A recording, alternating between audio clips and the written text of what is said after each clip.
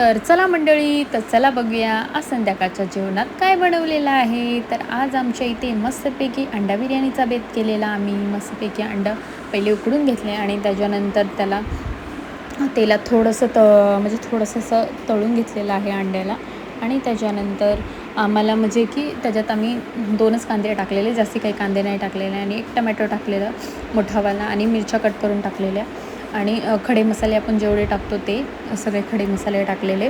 तर जास्ती काही नाही टाकलेलं. त्याच्यात थोडंसं मीठ, हळद आणि थोडीशी मिरची पावडर आणि बिर्याणी मसाला, अंडा बिर्याणी मसाला असतो ना, तो टाकलेला आहे. आणि पण आम्ही भात थोडेसे म्हणजे पाणी थोडं जास्त टाकलेलं आहे, कारण की माझे बाबा बोलत होते म्हणजे की थोडंसं असं जास्ती पण खुले भात नको, थोडंसं चिकट असले तर चांगले लागतात. मग त्यांना ते तसं आवडतं, मग त्याच्यामुळे तसं बनवलेलं. आणि त्याच्याबरोबर मेथीची भाजी तोडून घेतलेली आईने, तर बाबांना आवडतं तर त्यांना वाढून देत होते. तर या मंडळी, तुम्ही पण जेवायला.